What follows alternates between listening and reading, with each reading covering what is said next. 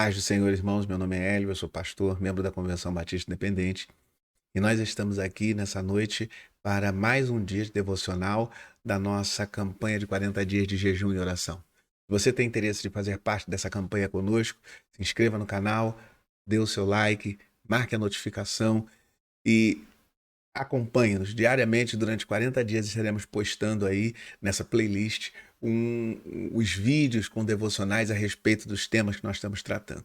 Esse ano, a nossa campanha de 40 dias de jejum e oração fala sobre o tema de transformados. O impacto transformador, o poder transformador. E nós estamos em busca dessa transformação. Nós queremos ser transformados. E na primeira semana nós estamos falando do poder transformador da palavra.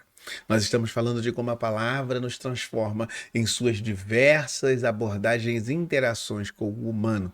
E hoje nós estamos falando da palavra que traz juízo. Nós estamos falando hoje da palavra que traz juízo. É uma palavra tremenda, é algo que Deus tem colocado no coração da gente para meditar. E eu te convido a nós orarmos e entrarmos nessa meditação. Senhor Deus,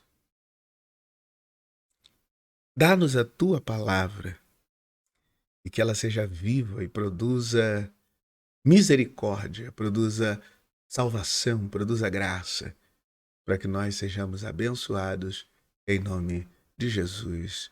Amém e amém. Glória a Deus. Eu queria convidar você a que você abrisse a sua Bíblia no Evangelho de Marcos, capítulo 16, versos 15 e 16. Veja, olha o que o texto diz. E disse-lhe Jesus: vão pelo mundo inteiro e preguem o evangelho a todas as pessoas. Quem crer e for batizado será salvo, mas quem não crer será condenado. Nossa, que palavra. Glória a Deus. Queridos, a Bíblia também se apresenta, ela também se manifesta como uma palavra de juízo, uma palavra de condenação, uma palavra de sentença. E muitas vezes nós não queremos aceitar essa realidade, não queremos entender que a palavra de Deus ela não é uma palavra acusatória, sem solução, sem escape, sem alternativas. Muito pelo contrário, ela é uma palavra de salvação, ela é uma palavra de escape, ela é uma palavra de defesa. Ela existe justamente para nos avisar o que acontecerá no tempo futuro. A Bíblia, essa mesma Bíblia, ela vai me dizer que Adão, quando foi criado, andava com Deus. A sua referência era Deus. Ele tinha intimidade com Deus. E após o pecado, o seu comportamento se torna muito estranho.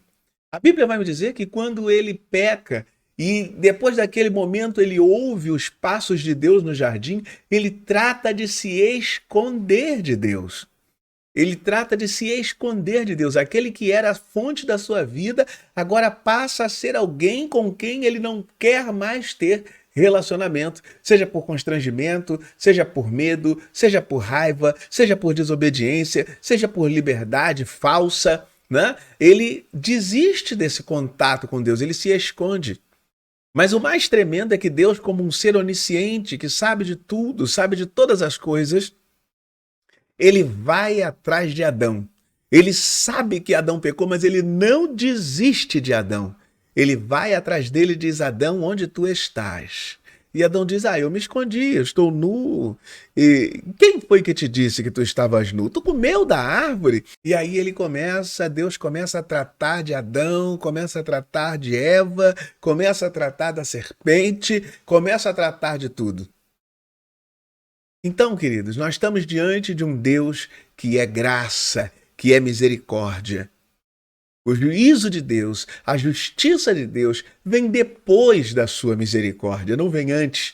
Deus não é alguém que chega e vai destruir. Deus, ele é aquele que pega e passa e trata e fala e busca e resgata o homem da perdição antes da destruição. A Bíblia vai me dizer que Noé passa muitos e muitos anos construindo uma arca, anunciando que viria o dilúvio por causa do pecado. Deus ele chama e conversa, fala com Noé, diz: Noé, olha, nós vamos fazer a arca aqui na frente de todo mundo. Noé passou muitos e muitos anos se passando constrangimento. Por quê? Porque as pessoas não acreditavam, achavam que ele era um velho caduco, achavam que aquilo era uma coisa impossível, não era provável aquilo acontecer. E Noé começa a construir aquela arca, começa a fazer aquela arca, e os anos vão se passando e as pessoas não dão crédito, as pessoas não acreditam. E nos dias de hoje, como é? Quando nós pregamos o Evangelho e dizemos para você que você precisa aceitar Jesus como Senhor e Salvador da sua vida, você é como a família de Noé, que o apoiou e ajudou a construir essa arca, anunciando uma mensagem visível, né? A mensagem de Noé era aquela imagem monstruosa, aquele barco enorme para abrigar animais, e as pessoas passavam ali, olhavam todos os dias e desdenhavam, não acreditavam e não aceitavam. E hoje, quando nós pregamos o Evangelho e dizemos, você precisa aceitar Jesus como seu Salvador, qual é a sua resposta? Eu estou bem. Se eu te perguntar hoje, você quer entrar na arca de Deus? Você quer entrar na arca do escape, na arca da salvação, na arca da misericórdia? Qual seria a sua resposta? Hoje não. Agora eu não posso. Deus conhece o meu coração, mas eu não vou entrar. Eu sei que Deus é bom, mas eu não quero entrar. Eu tenho a minha opinião própria, eu tenho o meu pensamento. Eu quero dizer a você que a palavra de Deus é uma palavra que, antes do juízo, ela traz a misericórdia. Mas o juízo certamente virá. A Bíblia vai dizer que depois que aquele homem passa aquele tempo todo apregoando ali e nada, ninguém quis saber, ninguém quis ajudar, ninguém quis entrar nessa arca enquanto ela estava aberta. Mas a Bíblia vai dizer que aquele homem entra na arca e fica ali um tempo. E a Bíblia diz que Deus fechou por fora. Ainda que alguém fosse ali bater, Noé não conseguiria abrir porque Deus a fechou por fora. Veja que coisa tremenda. Então nós estamos diante de algo muito tremendo, que é a palavra da salvação. A Bíblia vai dizer para mim que todos os que creem, deu-lhes o poder de serem feitos filhos de Deus. Quem são os filhos de Deus? As pessoas que creem na obra de Jesus na cruz do Calvário. Quem crê na obra da cruz se torna filho de Deus. Deus diz assim para nós, através da sua palavra, que ele amou o mundo de uma tal maneira que deu o seu único filho para que todo aquele que nele crê não pereça, mas tenha a vida eterna. Quem crê será salvo, mas quem não crê já está condenado. Duplamente condenado durante esse mundo que vive distante de Deus, ainda escondido de Deus, brigado com Deus, afastado de Deus pelo poder do pecado. E no mundo vindouro se encontrará o juízo e a condenação eterna, porque resolveu não atentar para tão grande salvação. Na época do dilúvio, era igual, a mesma coisa aqui. Muita gente não cria.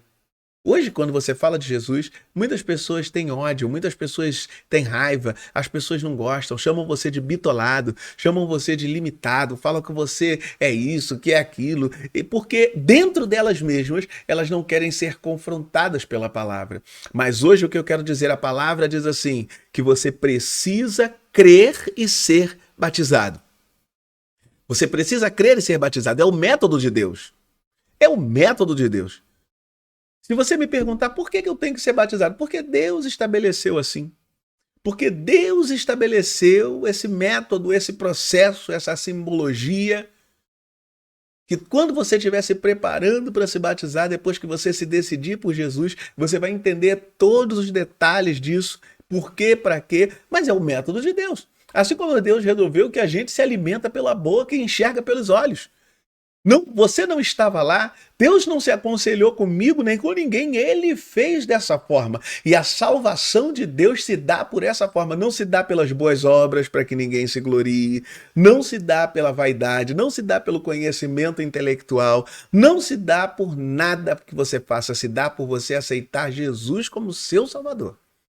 Então, se você está diante dessa palavra hoje, saiba de uma coisa, ela fala que Deus criou o mundo, ela fala que Deus amou o mundo e ela fala que Deus julgará o mundo.